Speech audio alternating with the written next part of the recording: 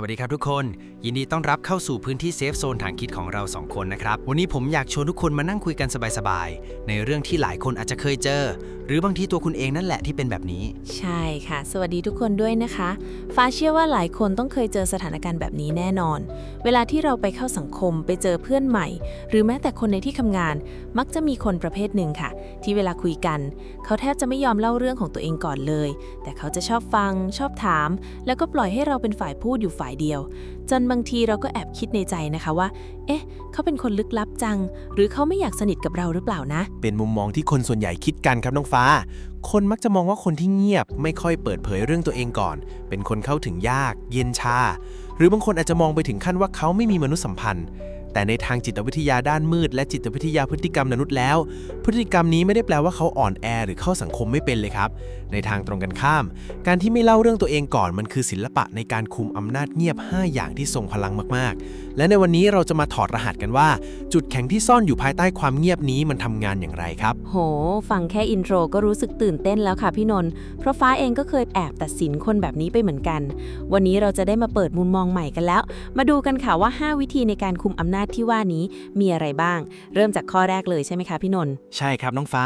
ข้อแรกเลยก็คือการควบคุมความได้เปรียบทางข้อมูลหรือที่ทางจิตวิทยาเรียกว่า information asymmetry ครับ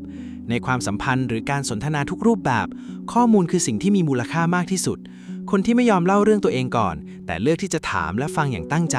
เขากำลังเก็บรวบรวมข้อมูลของอีกฝ่ายอย่างเงียบๆงานวิจัยด้านพฤติกรรมศาสตร์ชี้ให้เห็นว่ามนุษย์เราจะมีแนวโน้มที่จะรู้สึกผ่อนคลายและเปิดเผยตัวเองมากขึ้นเมื่อมีคนตั้งใจฟัง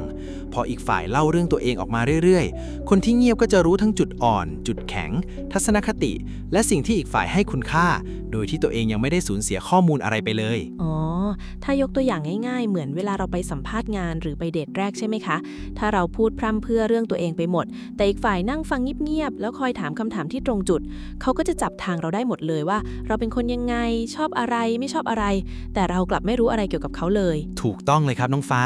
และถ้าเรามองในมุมมองใหม่เชิงบวกสำหรับคนที่นิสัยแบบนี้คุณไม่ได้กำลังเล่นเกมสกปรกหรือเอาเปรียบใครนะครับแต่มันคือสัญชาตญาณของการรักนวลสงวนสิทธิ์และการสร้างพื้นที่ปลอดภัยให้ตัวเองคุณเป็นคนรอบคอบที่เลือกจะประเมินสภาพแวดล้อมก่อนที่จะเปิดใจ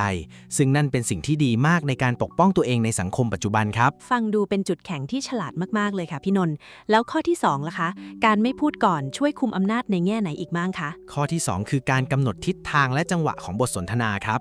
หลายคนเข้าใจผิดว่าคนที่พูดเก่งพูดน้ำไหลไฟดับคือคนที่คุมเกมแต่ในความเป็นจริงแล้วคนที่ตั้งคำถามต่างหากคือผู้ควบคุมทิศทางที่แท้จริง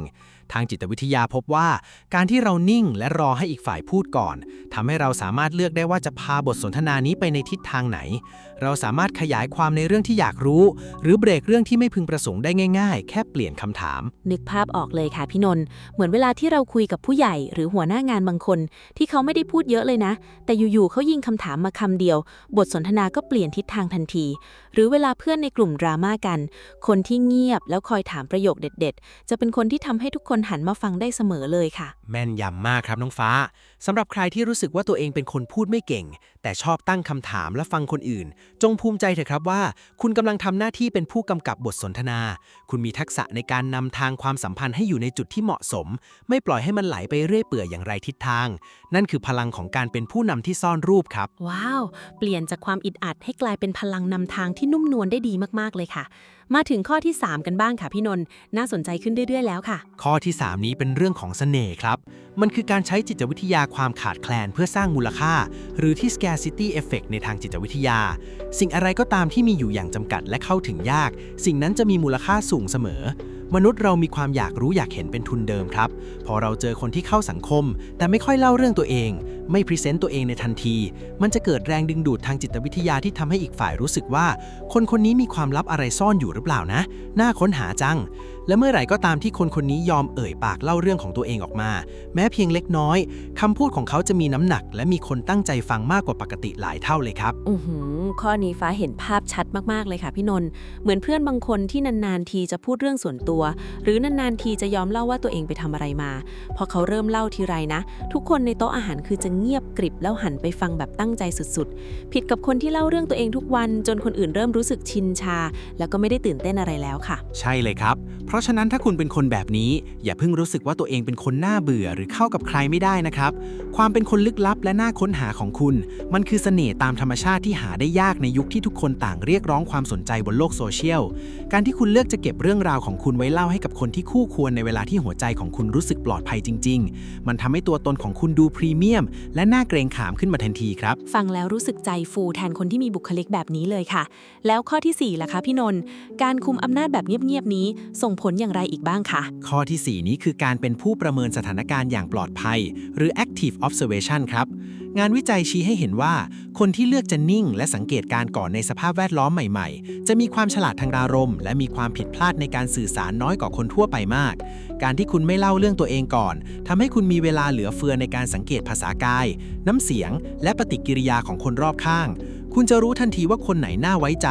คนไหนกำลังประจบหรือคนไหนที่ควรอยู่ห่างๆมันเหมือนกับการที่คุณมีเกลือกป้องกันตัวที่มองไม่เห็นก่อนที่คุณจะตัดสินใจก้าวขาเดินลงไปในความสัมพันธ์นั้นๆครับจริงด้วยค่ะพี่นนท์ถ้าเราเปิดเผยทุกอย่างไปตั้งแต่5นาทีแรกแล้วเพิ่งมาค้นพบทีหลังว่าคนในวงสนทนานั้นมีคนที่เราไม่ค่อยถูกชะตาหรือมีคนชอบเอาเรื่องคนอื่นไปนินทาเราก็คงจะรู้สึกแย่และถอนตัวลำบากแล้วการนิ่งเพื่อดูลาดเราก่อนเนี่ยถือเป็นการเซฟตัวเองที่ดีที่สุดจริงๆค่ะแน่นอนครับและมุมมองใหม่ที่อยากให้ทุกคนเห็นในข้อนี้คือคุณไม่ใช่คนหวาดระแวงหรือจับผิดใครนะครับแต่วิธีการนี้คือความฉลาดในการเลือกสรรคนที่จะเข้ามาในชีวิตคุณกำลังใช้ความเงียบเป็นฟิลเตอร์กรองคนคุณภาพเข้ามาและคัดกรองสิ่งเป็นพิษออกจากชีวิตตั้งแต่นั้นเริ่มแล้วมันคือพลังของการปกป้องพลังงานชีวิตของตัวเองที่ยอดเยี่ยมมากๆครับชัดเจนมากค่ะพี่นนท์และตอนนี้เราก็เดินทางมาถึงข้อสุดท้ายแล้วค่ะข้อที่ 5การไม่เล่าเรื่องตัวเองก่อนคือการคุมอำนาจอย่างไรคะข้อสุดท้ายนี้สำคัญที่สุดครับมันคือการถือไพ่เหนือกว่าในการปกป้องพื้นที่ความรู้สึกของตัวเอง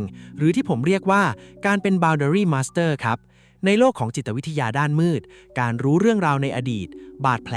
หรือแม้แต่ความสำเร็จของอีกฝ่ายสามารถนำมาใช้เป็นเครื่องมือในการควบคุมหรือบงการได้ง่ายมากคนที่ไม่ยอมเปิดเผยเรื่องราวของตัวเองก่อนจึงเท่ากับเป็นการปิดประตูไม่ให้ใครนำข้อมูลส่วนตัวเหล่านั้นมาย้อนกลับมาทำร้ายหรือควบคุมความรู้สึกของตัวเองในอนาคตได้คุณกำลังถืออำนาจเด็ดขาดในการอนุญาตว่าใครควรจะรู้เรื่องของคุณในระดับไหนโอ้โห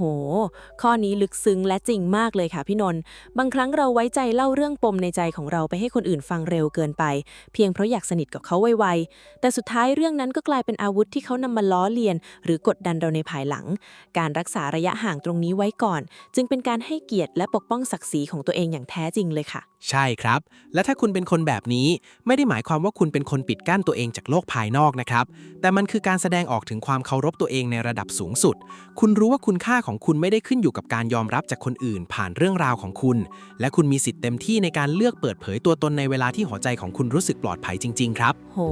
วันนี้ได้ฟังพี่นนท์วิเคราะห์แล้วรู้สึกเหมือนได้ปลดล็อกความคิดเลยค่ะจากพฤติกรรมที่หลายคนอาจจะเคยมองในแง่ลบว่าเป็นคนเก็บตัวเข้าถึงยากหรือชอบคุมเกมแต่แท้จริงแล้วมันคือจุดแข็งที่มีคุณค่ามากๆทั้งในแง่การปกป้องตัวเองการมีเสน่ห์และการบริหารความสัมพันธ์อย่างมีวุฒิภาวะค่ะครับสุดท้ายนี้ผมอยากจะบอกกับทุกคนที่กำลังฟังอยู่และรู้สึกว่าตัวเองเป็นคนแบบนี้หรืออาจจะกำลังโดนคนรอบข้างต่อว่าเป็นคนเงียบๆไม่ค่อยเล่าเรื่องตัวเองเลยขอให้คุณรู้ไว้นะครับว่าตัวตนของคุณไม่ได้ผิดแปลกอะไรเลยความสงบความนิ่งและความสามารถในการฟังของคุณคือของขวัญและเป็นพลังอำนาจที่นุ่มนวลแต่ทรงพลังที่สุดในโลกที่เต็มไปด้วยเสียงอึกถึกครึกโครมใบนี้จงโอบรับและภาคภูมิใจในสิ่งที่คุณเป็นนะครับเป็นข้อคิดที่อบอุ่นและให้พลังใจมากๆเลยค่ะสำหรับวันนี้ถ้าใครที่ฟังแล้วรู้สึกชอบรู้สึกว่าเนื้อหาจิตวิทยาแบบนี้ช่วยให้เข้าใจตัวเองและคนรอบข้างมากขึ้นในมุมมองใหม่ๆอย่าลืมกดติดตามช่องของเราไว้ด้วยนะคะครับกดแชร์และกดกระดิ่งแจ้งเตือนไว้ด้วยนะครับเพื่อที่คุณจะได้ไม่พลาดอินไซต์ดีๆด้านบุคลิกภาพและจิตวิทยาแบบนี้ในคลิปต่อๆไป